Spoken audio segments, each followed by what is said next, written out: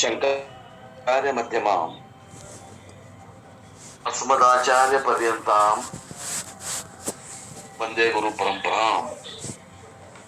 ನಾವು ಭಗವದ್ಗೀತೆ 9ನೇ ಅಧ್ಯಾಯವನ್ನ ಅಭ್ಯಾಸ ಮಾಡ್ತಾ ಇದ್ವಿ. ನಿನ್ನೆ ದುಂಡಪ್ಪ ಸರ್ 14ನೇ ಶ್ಲೋಕವನ್ನು ಹೇಳ್ಯಾರಂತ ಹೇಳಾಗತ್ತಿದ್ರು ಅವರು.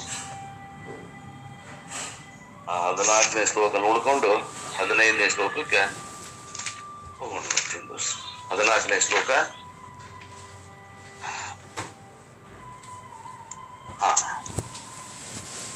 ಸತತಂ ಕೀರ್ತಯಂತೋ ಮಾಂ ಯತಂಶ್ಚ ದೃಢವ್ರತಾಃ ನಮಶ್ಯಂತಶ್ಚ ಮಾ ಭಕ್ತ್ಯಾ ನಿತ್ಯಯುಕ್ತಾ ಉಪಾಸತೆ. ದೃಢವೃತಾಃ ಸತತಂ ಕೀರ್ತಯಂತಃ, ದೃಢ ನಿಶ್ಚಯವುಳ್ಳ ಭಕ್ತ ಜನರು ನಿರಂತರ ನನ್ನ ನಾಮ ಮತ್ತು ಗುಣಗಳ ಕೀರ್ತನೆಯನ್ನು ಮಾಡುತ್ತಾ ಯಂತತಃ ನನ್ನ ಪ್ರಾಪ್ತಿಗಾಗಿ ಪ್ರಯತ್ನ ಮಾಡುತ್ತಾ ಮಾಂ ನಮಸ್ಯಂತ್ಯ ನನಗೆ ನಮಸ್ಕಾರಗಳನ್ನು ಪದೇ ಪದೇ ಮಾಡುತ್ತಾ ನಿತ್ಯಯುಕ್ತವಾ ಸದಾ ನನ್ನ ಧ್ಯಾನದಲ್ಲಿ ಯುಕ್ತರಾಗಿ ಅನನ್ಯ ಪ್ರೇಮದಿಂದ ಭಕ್ತ್ಯ ಮಾಂ ಉಪಾಸತೆ ನನ್ನ ಉಪಾಸನೆಯನ್ನು ಮಾಡುತ್ತಾರೆ ಅನ್ನುವಂಥದ್ದು ನಿನ್ನಿನ ಮಂತ್ರದ ಸಾರಾಂಶ. ಏಕತ್ವ ಭಾವದಿಂದ ಜ್ಞಾನ ಯಜ್ಞದ ಮೂಲಕ ಬ್ರಹ್ಮನ ಉಪಾಸನೆ ಮಾಡುವ ಜ್ಞಾನ ಯೋಗಿಗಳ ಮತ್ತು ವಿಶ್ವರೂಪ ಪರಮೇಶ್ವರನ ಉಪಾಸನೆ ಮಾಡುವವರ ವರ್ಣನೆ. 15ನೇ ಶ್ಲೋಕ. ಜ್ಞಾನ ಯಜ್ಞೇನ ಚಾಪನ್ಯೇ ಯಜಂತೋ ಮಾಮುಪಾಸತೆ ಏಕತ್ವೇನ ಪೃಥಕ್ತ್ವೇನ ಬಹುಧಾ ವಿಶ್ವತೋ ಮುಖಂ. ಅನ್ಯೇ ಮಾಂ ಜ್ಞಾನ ಯಜ್ಞೇನ, ಇತರ ಜ್ಞಾನ ಯೋಗಿಗಳು ನಿರ್ಗುಣ ನಿರಾಕಾರ ಬ್ರಹ್ಮನಾದ ನನ್ನನ್ನು ಜ್ಞಾನ ಯಜ್ಞದ ಮೂಲಕ ಏಕತ್ವೇನ ಅಭಿನ್ನ ಭಾವದಿಂದ, ಅಂದ್ರೆ ನನಗೂ ಪರಮಾತ್ಮನಿಗೂ ಭಿನ್ನ ಇಲ್ಲ ಅನ್ನುವಂಥ ಭಾವನೆಯಿಂದ ಯಜಂತಹ ಅಪಿ ಪೂಜಿಸುತ್ತಿದ್ದರೂ ಕೂಡ ಅವರು ನನ್ನ ಉಪಾಸನೆಯನ್ನೇ ಮಾಡುತ್ತಾರೆ. ಮತ್ತು ಬಹುಧಾ ವಿಶ್ವತೋಮುಖಂ, ಅಂದ್ರೆ ಬೇರೆ ಮನುಷ್ಯರು ಇವರೇನದ ನಿರ್ಗುಣ ನಿರಾಕಾರ ಮಾಡೋರು ಉತ್ತಮ ಅಧಿಕಾರಿಗಳು, ಮಧ್ಯಮ ಮತ್ತು ಕನಿಷ್ಠ ಅಧಿಕಾರಿಗಳು ಏನ್ ಮಾಡ್ತಾರೆ, ಅನೇಕ ಪ್ರಕಾರದ ಬಹುಧಾ ವಿಶ್ವತೋಮುಖಂ ವಿರಾಟ ಸ್ವರೂಪಿ ಪರಮೇಶ್ವರಾದ ನನ್ನನ್ನು ಪೃಥಕ್ತ್ವೇನ ಭೇದ ಭಾವದಿಂದ ಉಪಾಸನೆಯನ್ನು ಮಾಡುತ್ತಾರೆ. ಅಂದ್ರೆ ಅರ್ಥ ಏನು? ಉತ್ತಮ ಅಧಿಕಾರಿಗಳಿಗೆ ನಿರ್ಗುಣ ನಿರಾಕಾರ ಪರಮಾತ್ಮ ಜ್ಞಾನ ಆಗ್ತದೆ, ಆದ್ರೆ ಕನಿಷ್ಠ ಮತ್ತು ಮಧ್ಯಮ ಅಧಿಕಾರಿಗಳಿಗೆ ನಿರಾಕಾರ ನಿರ್ಗುಣ ಪರಮಾತ್ಮ ಅರ್ಥ ಆಗುವುದಿಲ್ಲ. ಅವರಿಗೆ ಸಾಕಾರ ಮತ್ತು ಸಗುಣ ಪರಮಾತ್ಮನವನ್ನ ಅವರು ಉಪಾಸನೆ ಮಾಡ್ತಾರೆ. ಅದರ ವಿಶೇಷವನ್ನ ಅರ್ಥವನ್ನ ಇವತ್ತ ನಾವು ನೋಡ್ಬೇಕಾಗಿದೆ. ವರ್ಷಿಪಿಂಗ್ ಥ್ರೂ ಜ್ಞಾನ ಯಜ್ಞ. Some other think of me, they worship me in many ways as different from themselves.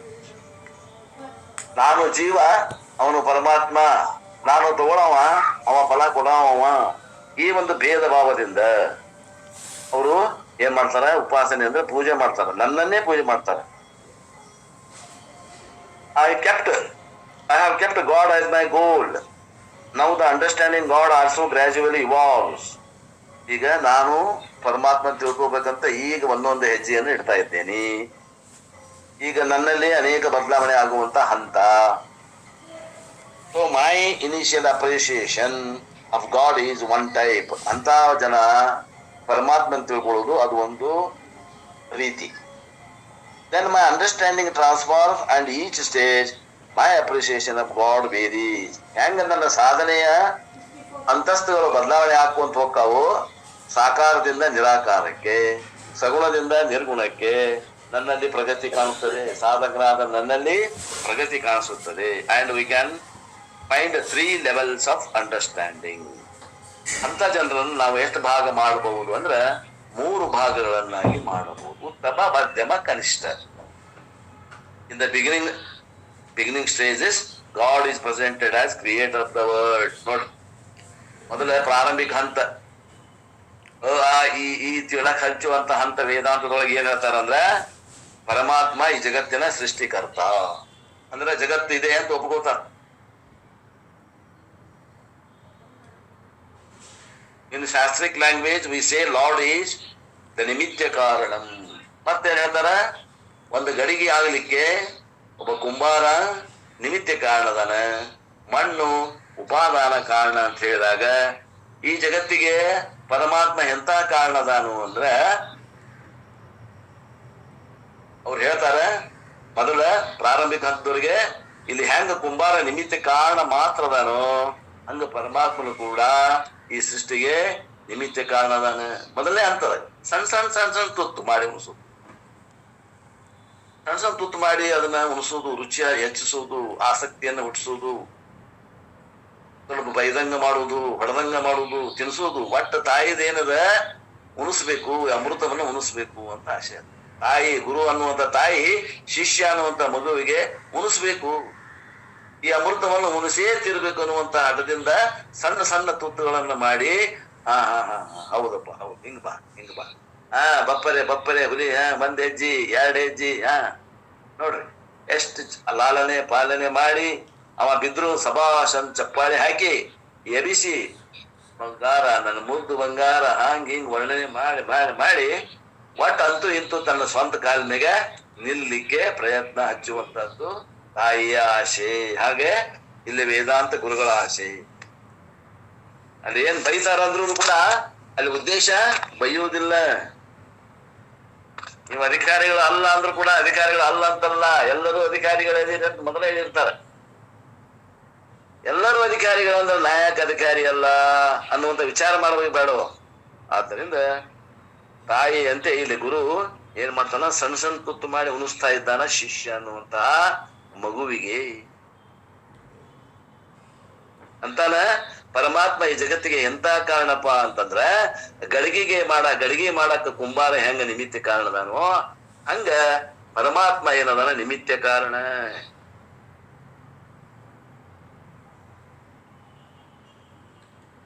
ಒಂದು ಫರ್ನಿಚರ್ ಮಾಡ್ಲಿಕ್ಕೆ ಬಡಿಗೆ ಹೆಂಗ ನಿಮಿತ್ತ ಕಾರಣದಾನೋ ಹಂಗ ಈ ಸೃಷ್ಟಿಯನ್ನ ಅನ್ನುವಂತ ಫರ್ನಿಚರ್ ತಯಾರು ಮಾಡ್ಲಿಕ್ಕೆ ಭಗವಂತ ಅನ್ನವ ನಿಮಿತ್ತ ಕಾರಣದಾನ.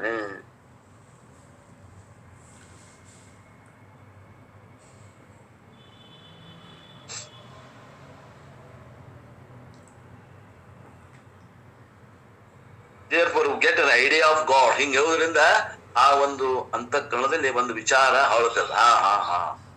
ಓಹೋ ಗಡಿಗೆ ಮಾಡಾಕ ಕುಂಬಾರ ನಿಮಿತ್ತ ಕಾರಣ, ಹಂಗ ಈ ಜಗತ್ತನ್ನುವಂತ ಗಡಿಗೆನ ಮಾಡ್ಲಿಕ್ಕೆ ಪರಮಾತ್ಮ ನಿಮಿತ್ತ ಕಾರಣ.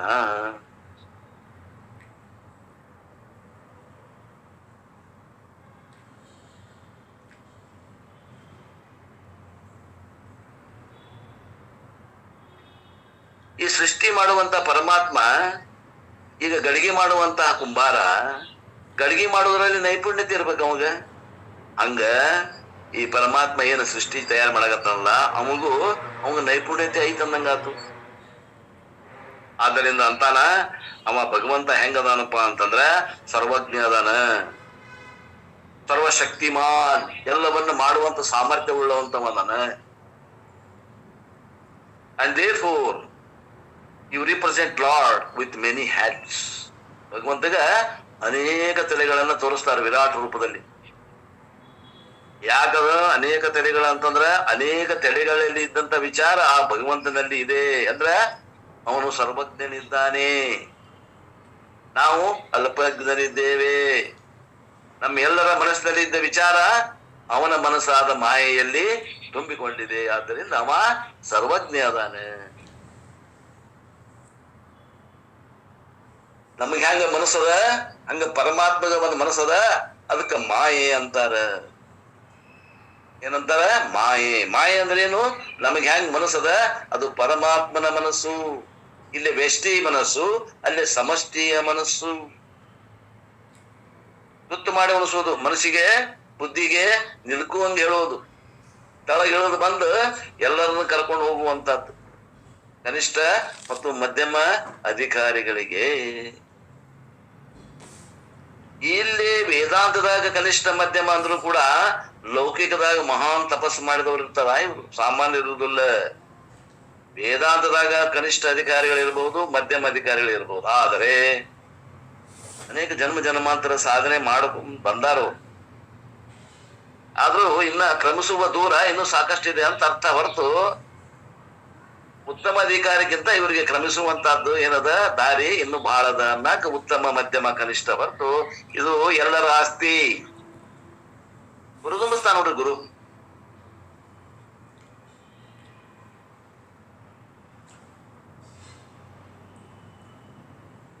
ಅದಕ್ಕ ನಾವು ಪರಮಾತ್ಮಗ ಹೆಚ್ಚಿಗೆ ತಲೆ ಇದ್ದಾವ, ಹೆಚ್ಚಿಗೆ ಕೈ ಇದ್ದಾವ ಸೃಷ್ಟಿ ಮಾಡ್ತಾರೆ. ವಿರಾಟ ರೂಪ ಉಪಾಸನೆ. ಚತುರ್ಮುಖ, ಪಂಚಮುಖ, Shanmukha,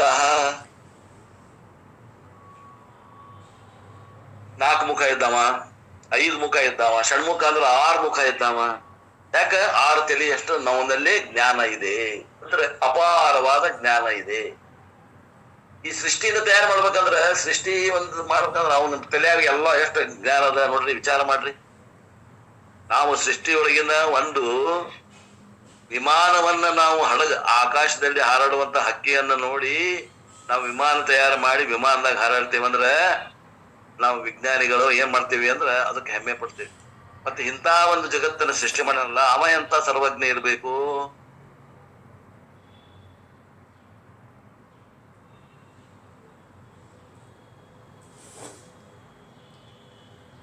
So symbolically you present ಚತುರ್ಮುಖ, ಪಂಚಮುಖ, ಷಣ್ಮುಖ. ಹಿಂಗ ಮುಖಗಳಲ್ಲಿ ಹೆಚ್ಚಿಗೆ ತೋರಿಸುವ ಉದ್ದೇಶ ಏನ? ಅಷ್ಟು ಮುಖ ಅದಾವ ನಂಗೇನದು, ಅಷ್ಟು ತಲೆಗಿನ ಜ್ಞಾನ ಐತಿ ಅಂತ ಅರ್ಥ. ಇಷ್ಟೇ ಅದು. ಅದನ್ನು ಉಪಮಾ ಅಲಂಕಾರ ರೂಪಕ ಮಾಡಿ ಹೇಳ್ಯಾರವ್ರು.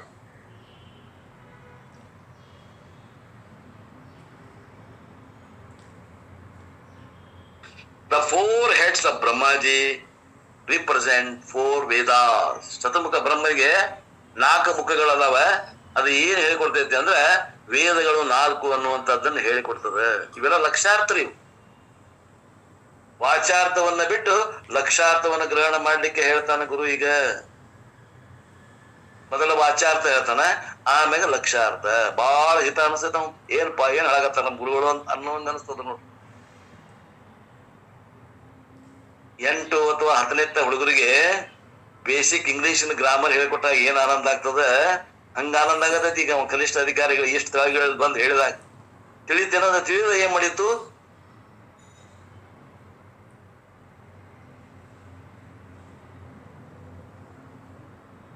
In you get a picture of omniscient Ishwara lord with particular form. ಒಂದು ನಿರ್ದಿಷ್ಟವಾದ ರೂಪವನ್ನು ಕೊಟ್ಟು ಆ 4 ಮುಖವನ್ನು ಹಚ್ಚಿ ಇದು ಪರಮಾತ್ಮ. 4 ವೇದಗಳಲ್ಲಿ ಇದ್ದಂತ ಜ್ಞಾನ ಇವನಲ್ಲಿ ಇದೆ. ಇವನ 4 ತಲೆಗಳಲ್ಲಿ ಇದೆ. ಆದ್ದರಿಂದ ಇವ ಸರ್ವಜ್ಞ, ಇವ ನಿಮಿತ್ತ ಕಾರಣ.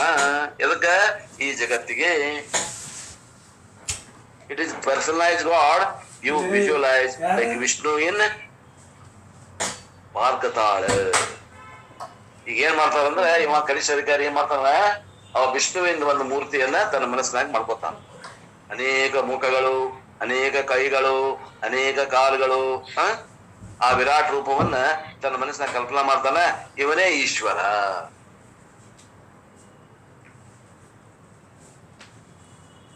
Personal god. ಒಂದು ಶರೀರ ರೂಪದಲ್ಲಿ, ಮನುಷ್ಯ ಶರೀರ ರೂಪದಲ್ಲಿ ಪರಮಾತ್ಮನ ತಿಳ್ಕೊತಾನಿವ.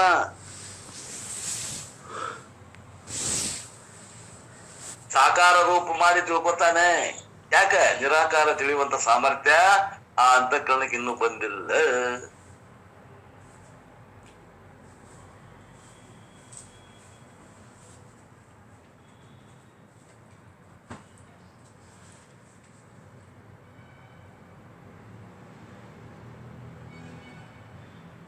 And once you are progressed a little bit, ಸ್ವಲ್ಪ ಇದು ತಿಳ್ಕೊಂತ ಬಂದಂಗ ಸ್ವಲ್ಪ ತುತ್ತ ತೊಳೆದು ಮಾಡಿ ಉಣಿಸ್ತಾನ. ಯಾರು? ಗುರು. ಏನಂತಾನ? ಶಾಸ್ತ್ರ is introduced the next higher level of understanding. ಇದು ಪ್ರಾಥಮಿಕ ಹಂತದಲ್ಲಿ ತಿಳುವಳಿಕೆ. ಇನ್ನ ಇದಕ್ಕಿಂತ ಸ್ವಲ್ಪ ಹೆಚ್ಚಿನ ಮಟ್ಟದಲ್ಲಿ ಹೇಳ್ಕೊಂತ ಹೋಗ್ತಾನ. God is taken as person. Certainly the Lord is limited entity. Is there means what? He is not here. ಅವ ಎಲ್ಲದಾನಪ್ಪ ಅಂದ್ರೆ ವಿಷ್ಣು ಭಕ್ತರಿಗೆ ವಿಷ್ಣು ಎಲ್ಲದಾನಪ್ಪ ಅಂದ್ರೆ ಇದರಲ್ಲಿ ವೈಕುಂಠದಲ್ಲಿ. ಶಿವನ ಭಕ್ತರಿಗೆ ಶಿವ ಎಲ್ಲದರ ಕೈಲಾಸದಲ್ಲಿ. ಇಲ್ಲಿರಕ್ಕಂತೂ ಸಾಧ್ಯ ಇಲ್ಲ. ಯಾಕ ಈ ಜಗತ್ತಿನಲ್ಲಿ ಇಷ್ಟೆಲ್ಲ ಬಲಶಾಟ್ ನಡೆದದ. ಅವ ಇಲ್ಲಿ ಇಲ್ಲ. ಅವ ಬೇರೆ ಒಂದು ಪವಿತ್ರವಾದ ಶುದ್ಧವಾದ ಸ್ಥಳದಲ್ಲಿ ಕುತ್ಕೊಂಡು ಅವ ನಮ್ಮನ್ನು ನೋಡಾಗತ್ತಾನೆ.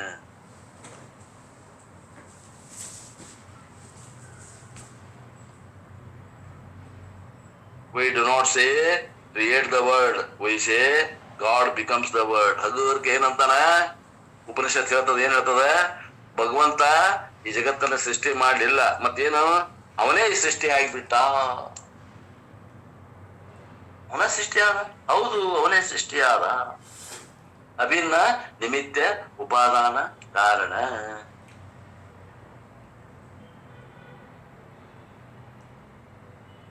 ಕುಂಬಾರ ನಿಮಿತ್ತ ಕಾರಣ, ಮಣ್ಣು ಉಪಾದಾನ ಕಾರಣ, ಅದು ಹೊರಗೆ.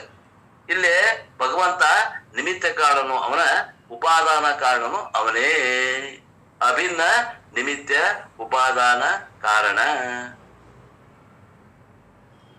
ನೋಡ್ರಿ ಹೆಂಗ ಹಂತ ಹಂತವಾಗಿ ಆ ಶಿಷ್ಯನ ಮಟ್ಟವನ್ನ, ತಿಳುವಳಿಕೆಯ ಮಟ್ಟವನ್ನ ಹೆಚ್ಚಿಗೆ ಮಾಡ್ತಾನ ನೋಡ್ರಿ ಗುರು.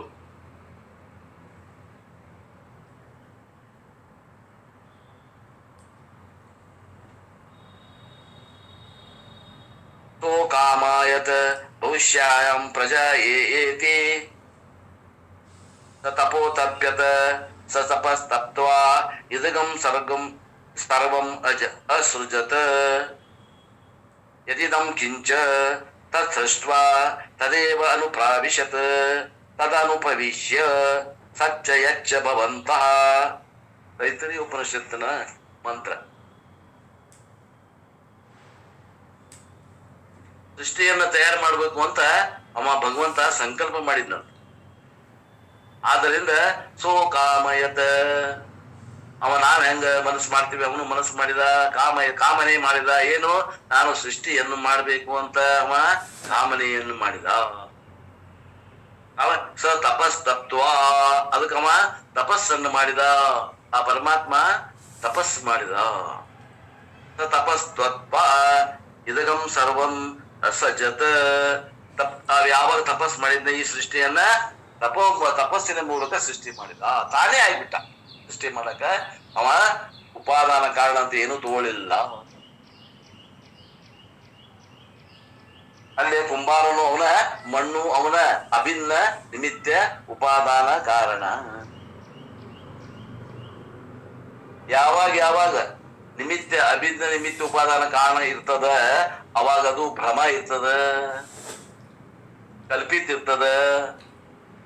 ಆದ್ರಿಂದ ಜಗತ್ತು ಕಲ್ಪಿತದ, ವಾಸ್ತವಿಕವಾಗಿ ಇಲ್ಲ.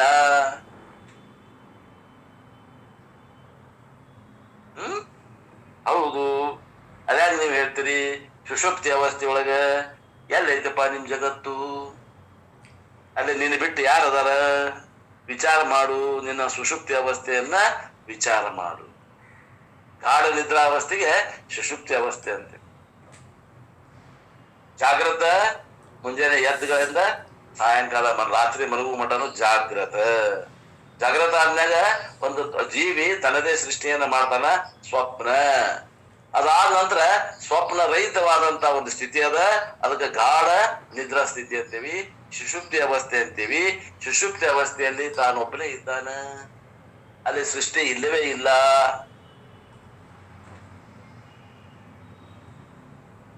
ಅದು ದೇಶಕಾಲಗಳ ಆಚೆಗಿದೆ.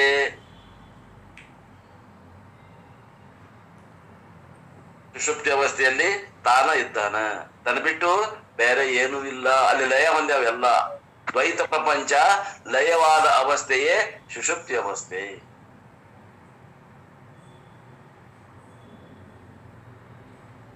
The Lord became everything, so now where is Lord? ಈಗೆಲ್ಲದನ್ರಿ ಪರಮಾತ್ಮನ ಜಗತ್ತಾಗ್ಯಾರಂದಾಗ ಈಗೆಲ್ಲದನ್ರಿ ಪರಮಾತ್ಮ?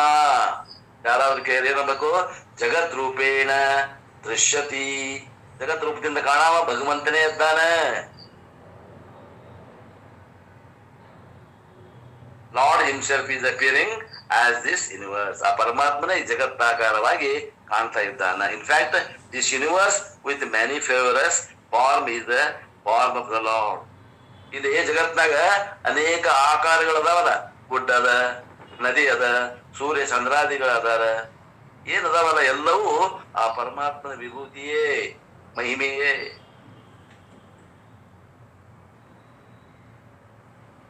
ಇದಕ್ಕೆ ಏನಂತಾರ? ಭಗವಂತನ ಸ್ಥೂಲ ರೂಪ ಅಥವಾ ಭಗವಂತನ ವಿಶ್ವ ರೂಪ.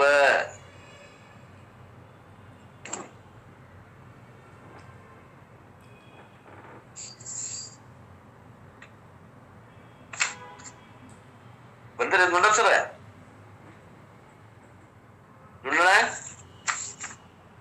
ದಾರ್ಯಾಗಿದ್ದೇನೆ ಬರಾಕ್ತೀನಿ.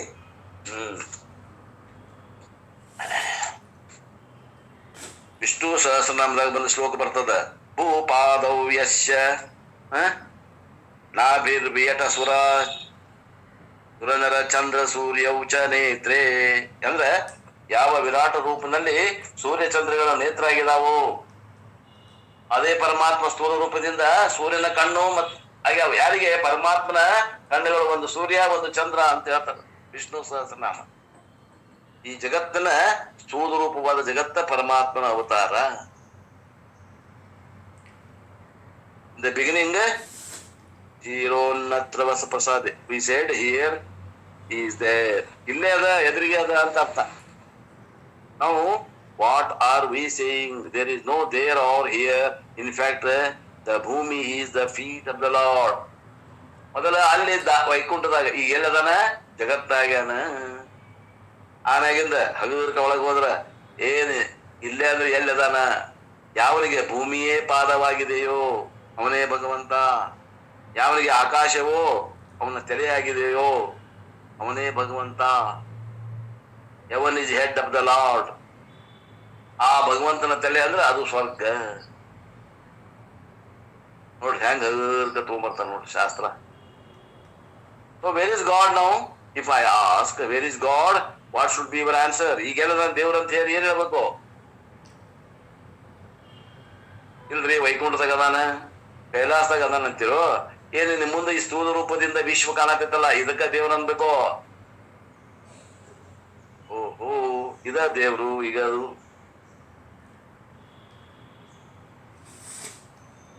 ಪರಮಾತ್ಮನ ರೂಪವೇ ಸರ್ವ ವಿರಾಟ ರೂಪ, ಪರಮಾತ್ಮನ ಸ್ವರೂಪವೇ ಇದೆ. We are going to see this in 11th chapter of Bhagavad Gita. ಆ ಭಗವಂತನ ವಿರಾಟ್ ರೂಪವನ್ನ ವಿಶೇಷವಾಗಿ ವ್ಯಾಸಾಚಾರ್ಯರು 11ನೇ ಅಧ್ಯಾಯದಲ್ಲಿ ಹೇಳ್ಯಾರ.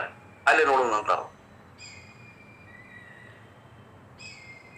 In 7th chapter also Krishna listed ರಸೋಹಂ ಅಪ್ಸು Kaunteya ಪ್ರಭಾಸ್ಮಿ. ಇದು 2ನೇ ಹಂತ. ಎಲ್ಲ ಪದಾರ್ಥಗಳಲ್ಲಿ ರಸನಾದೇನಿ. And if you keep this appreciation for some time, ಈ ರೀತಿ ನಮ್ದು ಪರಮಾತ್ಮನ ಬಗ್ಗೆ ನಾವು ಗ್ರಹಣ ಮಾಡಿ ವಿಚಾರವನ್ನು ಗಟ್ಟಿ ಮಾಡ್ಕೊಂತ ಹೋದಂಗ then we are ready for still higher stage. ನಾವು ಈ ರೀತಿ ಉಪಾಸನೆ ಮಾಡೋದ್ರಿಂದ ಹೆಚ್ಚಿನ ಸೂಕ್ಷ್ಮವಾಗಿರುವಂತಹ ವಿಚಾರಗಳನ್ನ, ಯಥಾರ್ಥವಾದ ವಿಚಾರಧಾರೆಗಳನ್ನ ಚಿಂತಿಸಲಿಕ್ಕೆ ಮನಸ್ಸಿಗೆ ಸಾಧ್ಯ ಆಗ್ತದೆ.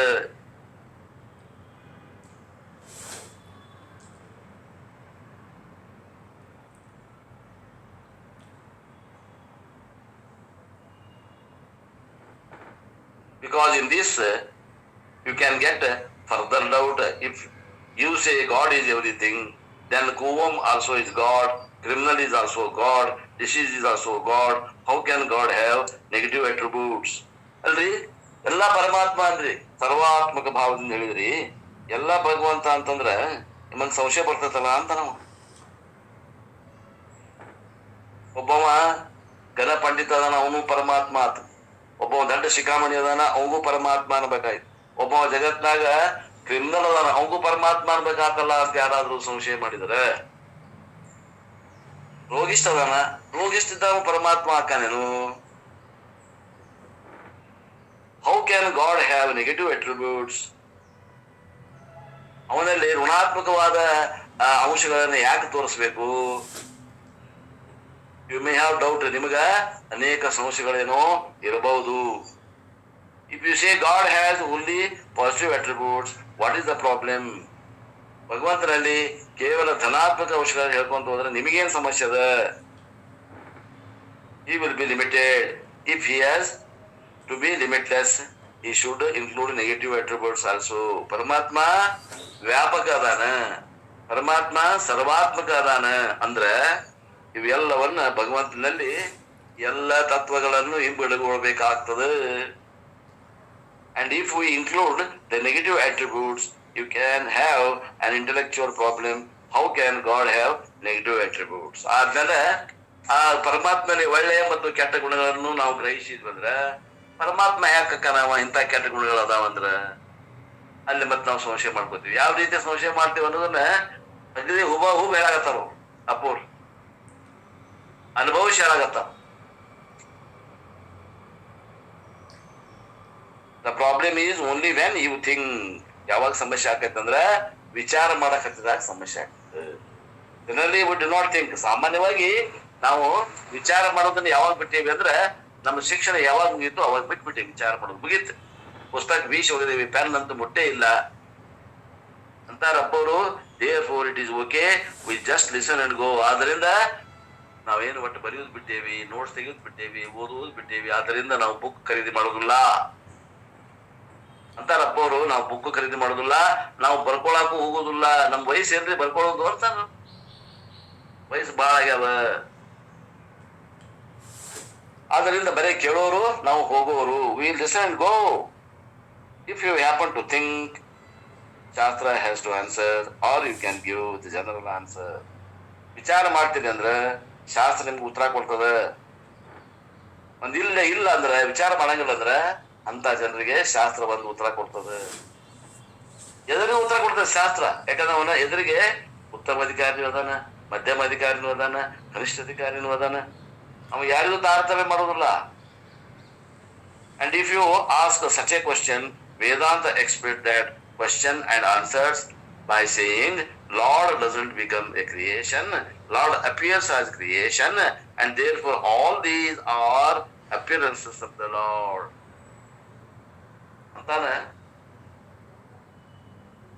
ಬಹಳ ಗದ್ದಲ ಮಾಡ್ಕೋಬೇಡ್ರಿ. ಪರಮಾತ್ಮ ಸೃಷ್ಟಿ ಆಗಿಲ್ಲ. ಪರಮಾತ್ಮ ಸೃಷ್ಟಿ ಹಂಗ ನಿಮಗ್ ಕಾಣಾಗತ್ತ ಆಗಿಲ್ಲ. ಅವ ಬದಲಾವಣೆ ಆಗಿಲ್ಲವ ಅಂದ್ರ ಅವನು ಷಡ್ಭಾವ ವಿಕಾರ ಉಳ್ಳವ ಅಂತ ಆಗ್ತದೆ. ಜಗತ್ ಬ್ರಹ್ಮ ಹೋಗಿ ಜಗತ್ತಾಗ್ಯಾನಂದ್ರ ಷಡ್ಭಾವ ವಿಕಾರ ಉಳ್ಳವ ಅದಾನ ಅಂತ ಆಗ್ತದ. ಆದ್ದರಿಂದ ಅವ ನಿರ್ವಿಕಾರಿ ಅದಾನ ಅಂತ ಹೇಳ್ತಾರ. ಆದ್ದರಿಂದ ಸೃಷ್ಟಿ ಒಳಗ ಭಗವಂತ ಹೆಂಗ ಅದಾನು ಅಂತಂದ್ರ ಅದಾನ್ರಿ. ಆದ್ರೆ ಇಲ್ಲಿಲ್ಲ, ಅಲ್ಲಿ ಮ್ಯಾಲೆ ಒಂದು ವೈಕುಂಠ ಅದ, ಅಲ್ಲಿರ್ತಾನ. ಯಾರಂತಾರ? ವಿಷ್ಣು ಭಕ್ತರು. ಶಿವನ್ ಭಕ್ತರು ಏನಂತಾರ? ಇಲ್ರಿ ಮ್ಯಾಗ ಒಂದು ಕೈಲಾಸ ಅದ, ಆ ಕೈಲಾಸದಲ್ಲಿ ನಮ್ಮ ಗುರು ಇರ್ತಾನ, ದೇವ್ರು ಇರ್ತಾನ. And if you ask such question, Vedanta expect that question and answer by saying, Lord doesn't become a creation, Lord appears in the creation, and therefore all these are appearances of the Lord. The real Lord is free from all these appearances. Parambhavam. ಇಂಥದ್ದೊಂದು ಪ್ರಶ್ನೆ ಕೇಳಿದ್ರಿ ಯಾರು ಅಂದ್ರೆ, so you would have to Vedanta expects that question answer by saying Lord doesn't become creation ಅಂತಾರ. ವೇದಾಂತ ಹೇಳ್ತದ ಅವ ಪರಮಾತ್ಮ ಸೃಷ್ಟಿ ಮಾಡಿ ಜಗತ್ತನ್ನು ಕಂಡಿಲ್ಲ. Lord appears as creation. ಆ ಭಗವಂತನ ತಾನೇ ಜಗತ್ ರೂಪದಾಗಿ ತೋರ್ತಾನೆ. And therefore all these are appearances of the Lord. The real Lord is free from all these appearances. Parambhavam. ಸಾಕಾರ ಪರಮಾತ್ಮಗ ಎಲ್ಲ ಹೇಳ್ಬೇಕು. ಷೋಡಶ ಉಪಚಾರ ಮಾಡಬೇಕು, ಸ್ನಾನ ಮಾಡಿಸ್ಬೇಕು, ನೈವೇದ್ಯ, ಪಾತ್ರ, ಪಾದ್ಯ ಎಲ್ಲ ಮಾಡ್ಬೇಕು. ಆದ್ರೆ ನಿರಾಕಾರ ಪರಮಾತ್ಮ ತತ್ವಕ ಏನು ವಿಶೇಷವಾಗಿ ಮಾಡುವಾಗಿಲ್ಲ.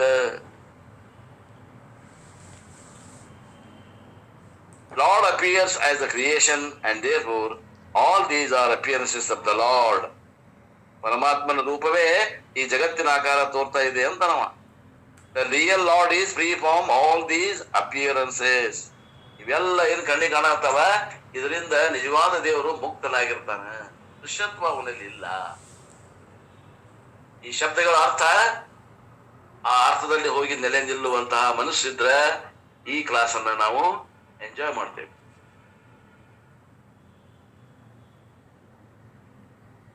Therefore, Lord has no form and at all. ಆ ಪರಮಾತ್ಮಗ ಯಾವುದು ನಾಮ ಇಲ್ಲ, ಯಾವುದು ರೂಪ ಇಲ್ಲ. So if you start with ಏಕರೂಪ Ishwara and you advance to ಅನೇಕ ರೂಪ Ishwara, then you advance to ಅರೂಪ Ishwara. ಏನದ ಸೃಷ್ಟಿ ಏನ ಕಲಿಸ್ಕೊಡತ್ತಾರ ಗುರುಗಳಂದ್ರ, ಮೊದಲ ರೂಪವುಳ್ಳಂತ ಈಶ್ವರನ್ ತಿಳ್ಕೋ, ಆ ನಂತರ ಏಕರೂಪ ಈಶ್ವರನ ಜ್ಞಾನ ಮಾಡ್ಕೋ, ಆ ನಂತರ ರೂಪರಹಿತವಾದ ಪರಮಾತ್ಮನ ಜ್ಞಾನ ಮಾಡ್ಕೊಳ್ಳಿಕ್ಕೆ ಮನಸ್ಸು ಹದ ಆಗ್ತದ.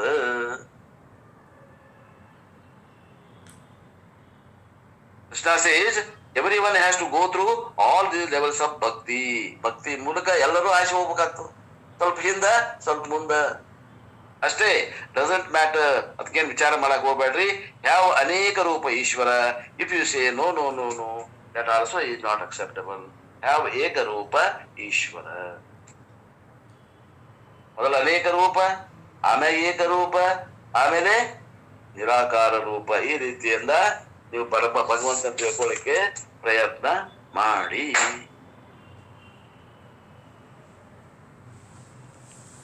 ವಾಟ್ he says, ಅನ್ಯೇ ಮಾಂ ಏಕತ್ವೇನ ಉಪಾಸತೆ. Some people seek and worship me ಏಕತ್ವೇನ, ಪರಮಾತ್ಮ ಒಬ್ಬನ ತಿಳ್ಕೊಂಡು ಕೆಲವು ಮಂದಿ ಪೂಜೆ ಮಾಡ್ತಾರೆ. As a non dual ultimate Brahman. Non dual ಅಂದ್ರೆ ಅದ್ವೈತ ಪರಮಾತ್ಮ. ಅದ್ವೈತ ಅಂದ್ರೆ ದ್ವೈತರಹಿತ.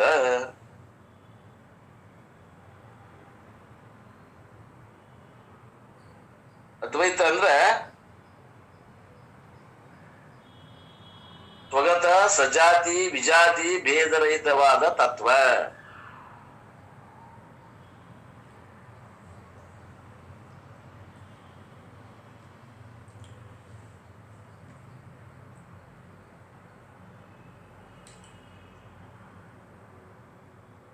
ಏಕ ಮೀನ್ಸ್ ಅರೂಪ ಈಶ್ವರ, ಒಬ್ಬನೇ ಅಂತಂದ್ರೆ ಅವಾಗ ರೂಪ ಇಲ್ಲ. ವೇದಾಂತ ವಿಚಾರ answered seeker, so they are interested in ಅಶಬ್ದಂ ಅಸ್ಪರ್ಶಂ ಅರೂಪಂ.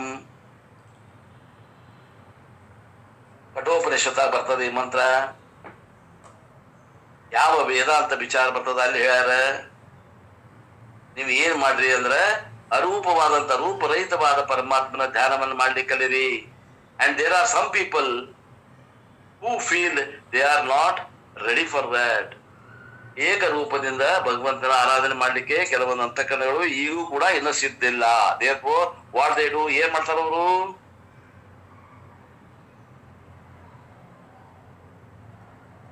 ವಿಶ್ವತೋ ಮುಖಂ ಉಪಾಸತಿ. ವಿಶ್ವದ ಮುಖದಲ್ಲಿ ಅವರು ಪರಮಾತ್ಮನ ಆರಾಧನೆ ಮಾಡ್ತಾರೆ. ಕಲ್ಲು ಮುಳ್ಳು ಮೂರ್ತ ಎಲ್ಲ ಫಸಲುಗಳು ಎಲ್ಲರ ಅದರಲ್ಲೂ ಅವನು ದೇವರಂತ ಪೂಜೆ ಮಾಡ್ತಾರೆ. ನಾವು ಬೆಳೆದ ಕಾಳು ಕಡಿ ಅವು ಕೂಡ ಪರಮಾತ್ಮನೇ ಅನ್ನುವಂತ ರೀತಿಯಿಂದ ಉಪಾಸನೆಯನ್ನ ಮಾಡ್ತಾರೆ. Therefore what do they do? ವಿಶ್ವತೋ ಮುಖಂ ಉಪಾಸತಿ. They worship ಅನೇಕ ಅರೂಪ Ishwara, Lord with various forms, with your form as a Lord form. ಹಿಂಗ ಅವರು ಅನೇಕ ರೀತಿಯಿಂದ ಉಪಾಸನೆಯನ್ನ ಮಾಡ್ತಾರೆ. ಸಾಮಾನ್ಯರು, ಕನಿಷ್ಠ ಮತ್ತು ಮಧ್ಯಮಾಧಿಕಾರಿಗಳು.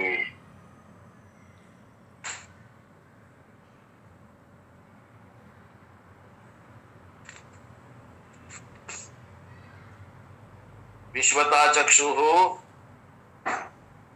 ಉತ ವಿಶ್ವತೋ ಮುಖ, ವಿಶ್ವತೋ ಮುಖೋ, ವಿಶ್ವತೋ ಹಸ್ತೋ, ಉತೋ ವಿಶ್ವತೋ ತಂ ಬಾಹುಭಯಂ ನಮತಿ.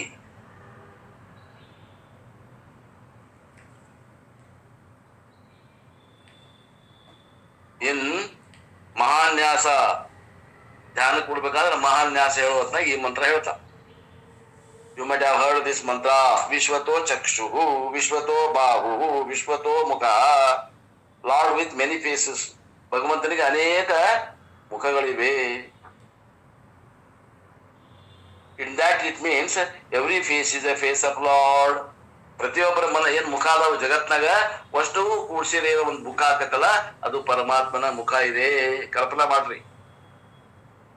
Some people worship in that form and some are others who feel that also is difficult. ಕೆಲವು ಮಂದಿ ಅದನ್ನ ದ್ವೈತದಲ್ಲಿ ಪೂಜೆ ಮಾಡ್ತಾರೆ, ಕೆಲವು ಮಂದಿ ಅದು ಕೂಡ ಕಠಿಣ ಆಗ್ತದೆ, ನಾವು ಒಲ್ವಿ ಅನ್ನೋರದ. And therefore they want an isolated God. ಆದ್ದರಿಂದ ಅವರು ನಮಗಿಂತ ಬೇರೆ ಇರೋ ಪರಮಾತ್ಮನನ್ನ ನಂಬುತ್ತಾರೆ. Who is located in one place. ಅವ ಎಲ್ಲದನ್ರಿ ಆತ್ಮ ಅಂದ್ರ ಅವನು ಒಂದ್ ಯಾವುದೋ ಒಂದ್ ಜಗದಾಗ ಅದಾನ, ಸ್ವರ್ಗದಾಗ ಅದಾನೋ, ನರಕದಾಗ ಅದಾರೋ, ಅವನು ಕೈಲಾಸದಾಗ ಅದಾನೋ, ವೈಕುಂಠದಾಗ ಅದಾನೋ ಅದಾನ ಅಂತ ವಿಚಾರ ಮಾಡ್ತಾನ ಹೊರತು ಅವ ಇಲ್ಲೇ ಯಾವ ವ್ಯಾಪಕವಾಗಿ ಅದಾನ ಅನ್ನೋದು ಗೊತ್ತಿಲ್ಲ.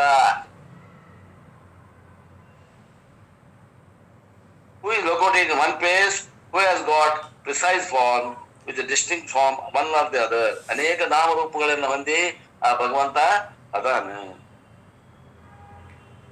ಪೃಥಕ್ತ್ವೇನ in the distant form they say ಹರೇ ರಾಮ ಹರೇ ಕೃಷ್ಣ ಹರೇ ಹರೇ. ಇವರು ಇಸ್ಕಾನ್ದವರು. They are so obsessed with Krishna, they do not approve even Rama.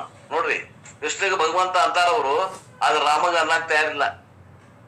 Even though Rama and Krishna are the only two avatars or manifestation of Vishnu.